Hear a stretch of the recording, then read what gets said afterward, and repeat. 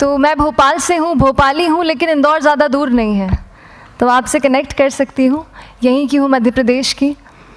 सबसे पहले तो ये कहूँगी कि जैसा मैम ने बताया कि मैंने कैसे शुरुआत की, या स्कूल में थोड़ा सा दिमाग में था, तो हाँ, स्कूल में थोड़ा सा कहीं सोचा था, कहीं शायद पढ़ लिया होगा, कहीं सुन लिया होगा कि नहीं IAS ऑफिसर नाम की कोई चीज़ होती है। लेकिन तब ये भी नहीं पता था कि यार UPSC नाम की कोई एग्ज़ाम है, सिविल सर्विस एग्ज़ाम है, उससे और भी पोस्ट में आप सिलेक्ट हो सकते हैं, ऐसा कुछ नॉलेज नहीं था। जब मैं अपने कॉलेज लेवल में आई, जब कॉलेज में एडमिशन लिया, मैंने भोपाल से ही प्राइवेट इंजीनियरिंग कॉलेज से केमिकल इंजीनियरिंग किया है, और उस दौरान मुझे जब मैंने सोचना शुरुआत की कि क्या बनना है, कंटेम्पलेट किया कि एग्जैक्टली क्या करियर चाहती हूँ, तो लगा कि यार कहीं जो पुरानी ड्रीम थी, एक जो सपना था, वो अभी उसको सामने लाना चाहिए। फिर इस बारे में और पढ़ा, और तब खान स्टडी ग्रुप भोपाल में सेंटर वहाँ पे जैसे शुरू हो गया था, तो मेरा जो फाउंडेशन कोर्स है मैंने वहाँ से किया।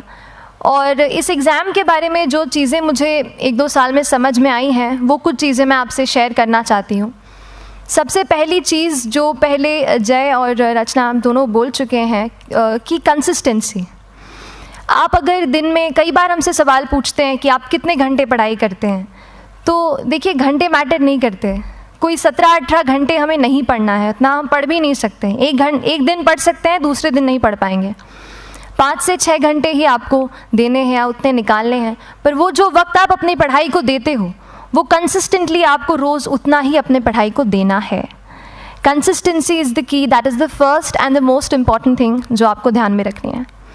दूसरी चीज़ इस एग्ज़ाम में मुझे लगता है इक्वली इम्पॉर्टेंट है, क्योंकि ये जर्नी लंबी होती है। जैसे एग्ज़ाम ही 1 साल तक चलती है, आप प्रीलिम्स देते हैं, फिर आप मेंस देते हैं, आप इंटरव्यू में जाते हैं पर्सनालिटी टेस्ट के लिए, तो एग्ज़ाम 1 साल तक खुद चलती है। उसके पहले मान लीजिए आप 1-1.5-2 साल पहले से प्रिपेयर कर रहे हो, तो ये जर्नी काफ़ी लंबी रहती है। उस जर्नी में मेंटली अपने आप को मोटिवेट रखना, अपने आप को बूस्ट करते रहना, वो भी इक्वली इम्पॉर्टेंट है, और इसीलिए अपने आप पर भरोसा बेहद ज़रूरी है। You need to have a faith in your self कि अगर आपने इसमें कदम रखा है, अगर आपने सोचा है कि आप सिविल सर्विस एग्ज़ाम देना चाहते हैं और देंगे, तो आपको ये ठान के उसमें जाना है कि हाँ, मैं ये कर सकता या कर सकती हूँ। ये एक अपना मोटिवेशन, अपने साथ एक फेथ, बिलीफ अपने ऊपर आपको हमेशा रखना है। कमिंग टू प्रेपरेशन की कैसे तैयारी करनी है, बहुत सारी बातें आप सुन चुके हैं कि आंसर राइटिंग में कैसे करना होता है, आंसर राइटिंग का स्ट्रक्चर कैसा होना चाहिए। तो मैं शुरू में सबसे पहले ये कहूँगी कि मेरे प्रिपरेशन का बेस 2 चीज़ें रहीं। पहला था करंट अफेयर्स। करंट अफेयर्स इसलिए मैंने उसको उसी से शुरुआत की क्योंकि करंट अफेयर्स सबसे इंटरेस्टिंग पार्ट होता है।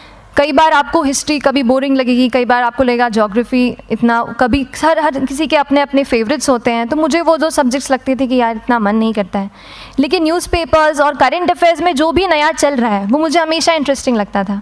इंटरनेशनल रिलेशंस में क्या हो रहा है, क्या सोशल रियलिटीज़ हैं, कहाँ क्या हुआ, उसका क्या इम्पैक्ट पड़ेगा एडमिनिस्ट्रेशन पे और हमारे कंट्री पे, तो उसको आप अपना एक बेस बना सकते हो। आप करंट अफेयर्स बेस्ड प्रिपरेशन कर सकते हैं, इसलिए भी क्योंकि अगर आप मेंस एग्ज़ाम देखेंगे तो काफ़ी डायनामिज्म आ गया है, केवल प्रीलिम्स में नहीं बल्कि जनरल स्टडीज़ पेपर 2, पेपर 3 में भी आप देखेंगे कई सारे ऐसे सवाल हैं जो करंट इवेंट से इंस्पायर्ड होते हैं, उन पे बेस्ड रहते हैं। तो जब आप न्यूज़पेपर बेस्ड, करंट बेस्ड पढ़ाई करते हैं तो वो आपका प्रिपरेशन वहाँ से भी कवर हो सकता है। दूसरी जो चीज़ मैंने जिस पे बहुत फोकस किया वो थी आंसर राइटिंग।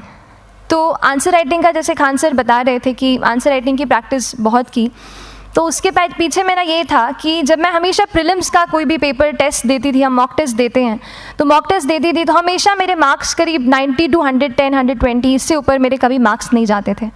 तो मुझे हमेशा ये डर था कि यार प्रीलिम्स में कहीं मेरा कुछ, क्योंकि कट ऑफ भी इसी कुछ रेंज में जाता है, तो हमेशा लगता था कि यार कुछ गड़बड़ यहाँ ना हो जाए।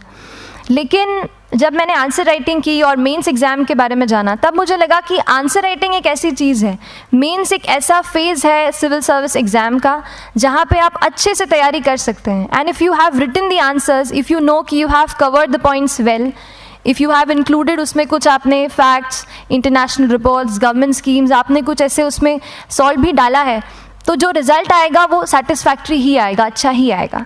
तो मेंस एक ऐसा पार्ट है जिस पे आप काफ़ी बैंक ऑन कर सकते हो।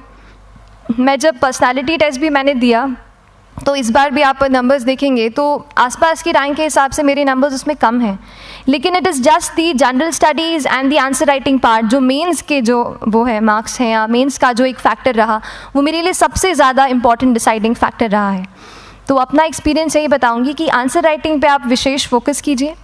जैसा स्ट्रक्चर आपको बता ही चुके हैं कि इंट्रोडक्शन में कैसे आपको शॉर्ट रखना है, बॉडी एंड देन कंक्लूजन, उसमें छोटी चीज़ जैसे मैं अभी मेंशन कर रही थी, आप एक इंश्योर कीजिए कि देखिए जो भी एग्जामिनर आपकी कॉपी चेक कर रहे हैं वो दिन में 10, 15, 20 कॉपीज़ चेक कर रहे हैं, तो उन सब से आपको अलग कैसे आप अपनी कॉपी दिखा सकते हो, ये चीज़ आपका प्रेजेंटेशन और आप जिस तरीके से आंसर लिखते हो कंटेंट को, वो मैटर करेगा।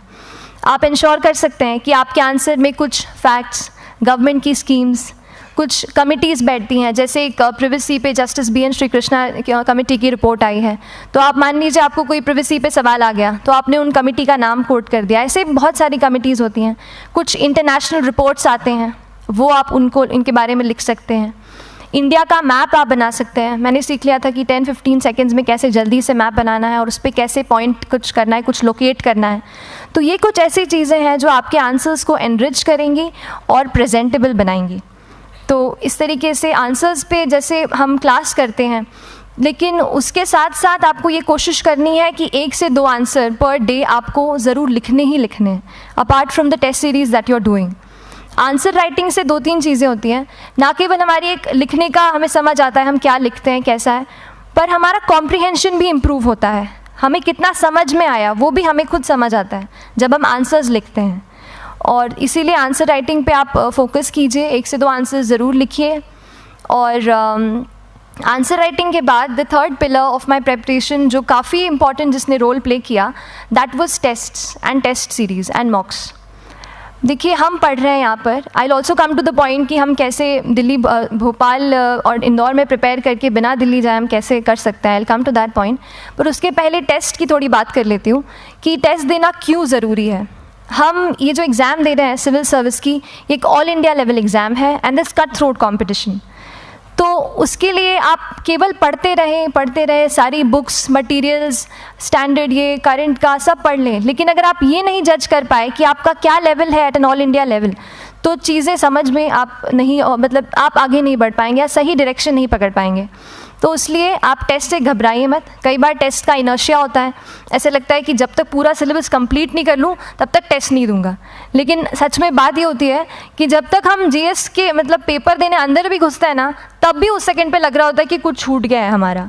तो ये चीज़ होगी ही, इसीलिए ये मैं कभी मत सोचिए कि जब तक पूरा सिलेबस नहीं कर लूँ टेस्ट नहीं दूंगा। जैसे आपका एक थोड़ा बेस बन जाता है प्रिपरेशन का, आप टेस्ट दीजिए, चाहे वो प्रीलिम्स का MCQ का टेस्ट हो या मेंस का राइटिंग स्किल की प्रैक्टिस हो, टेस्ट पे आप फोकस कीजिए। उसके बाद टेस्ट केवल देने के लिए नहीं देना है, उसको एनालाइज भी अच्छे से करना है। When you get the answer hints, when you get the answer keys, analyse properly कि आपकी क्या गलती हुई है और उससे भी सीखने की कोशिश कीजिए कि क्या कुछ नया मुझे इस टेस्ट पेपर से या इस आंसर कॉपी से मिल सकता है। तो इस तरह से टेस्ट पे भी आप फोकस कीजिए। And I will come lastly to the point कि जब मैंने प्रिपरेशन शुरू की थी अपने कॉलेज के 2nd ईयर 3rd ईयर आते आते, तो मन में बहुत सारे फियर्स थे। मैं भी एक नॉर्मल फैमिली से हूँ, मेरे फैमिली में किसी ने आज तक सिविल सर्विस का पेपर भी नहीं लिखा था, तो मन में बहुत सारे फियर्स थे, डाउट्स थे, क्या होगा, कैसे होगा। तो हो सकता है आपके मन में भी ऐसा हो। और हम जैसे यहाँ रहते हैं, हम सोचते हैं कि दिल्ली जाना तो सबसे ज़रूरी है, उसके बिना तो ये एग्ज़ाम हो ही नहीं सकती। तो उस पर मैं एक चीज़ बताना चाहूँगी कि जैसे KSG जैसे इंस्टीट्यूट हैं, जो फैकल्टी भी हमें वही मिलती है जो दिल्ली में पढ़ा रहे हैं, तो ये एक बहुत पॉजिटिव पॉइंट है कि क्वालिटी का कोई दिक्कत नहीं आएगी। बस एक चीज़ है, आप ज्वाइन करते हैं class, that will only provide you a direction. वो आपका रास्ता दिखा सकते हैं आपको कि इस रास्ते पर आपको चलना है, लेकिन चलना उस रास्ते पे आपको खुद है।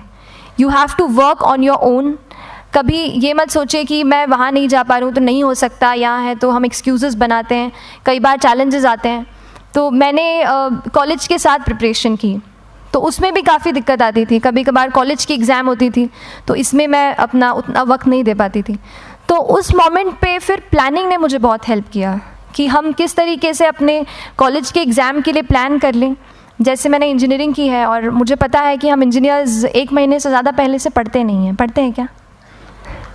तो वो चीज़ आप ध्यान रख सकते हो, उसको अपना स्ट्रॉन्ग पॉइंट बना सकते हो। 1 से 1.5 महीना जब exam is approaching, I use to plan my entire syllabus का प्रिंट आउट निकाल के I use to make my notes, उस तरीके से उसको मैं उसको संभाल लेती थी।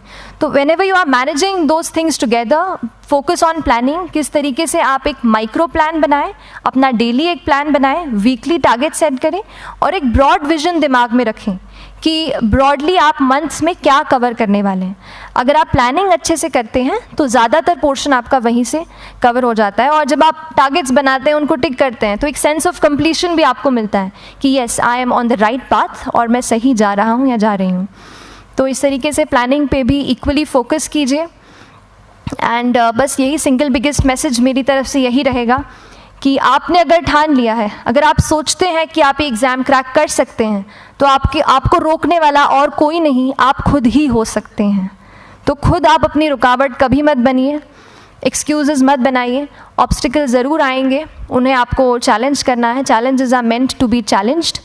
तो सही तरीके से अपने ऑब्स्टिकल्स को हैंडल कीजिए, और इस एग्ज़ाम में अगर आप सही स्ट्रैटेजी रखते हैं तो आप अपने एक अटैम्प्ट में ही इसको क्रैक कर सकते हैं। एंड एनीवेज आप जो भी अटैम्प्ट नेक्स्ट रखते हैं, दिल में यही रखिएगा कि जो ये मेरा नेक्स्ट अटैम्प्ट होने वाला है, ये मेरा बेस्ट अटैम्प्ट होने वाला है।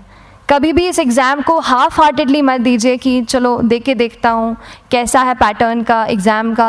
अगर एग्ज़ाम का पैटर्न देखना है ना, तो घर पे 3 घंटा टाइम लगा के एग्ज़ाम दे दो, बस केवल पैटर्न देखने के लिए एग्ज़ाम अटैम्प्ट मत कीजिए। जब आप एग्जामिनेशन हॉल में जा रहे हैं या कोई अटैम्प्ट आपने सेट किया है, तो अपना सब कुछ उस एग्ज़ाम को दीजिए, अपना टाइम, एनर्जी, फोकस, जितना भी करेक्ट आप उसमें पॉजिटिविटी डाल सकते हैं उसको दीजिए, एंड पूरी तैयारी के साथ ही इस पेपर को दीजिए, and I am sure that you will succeed.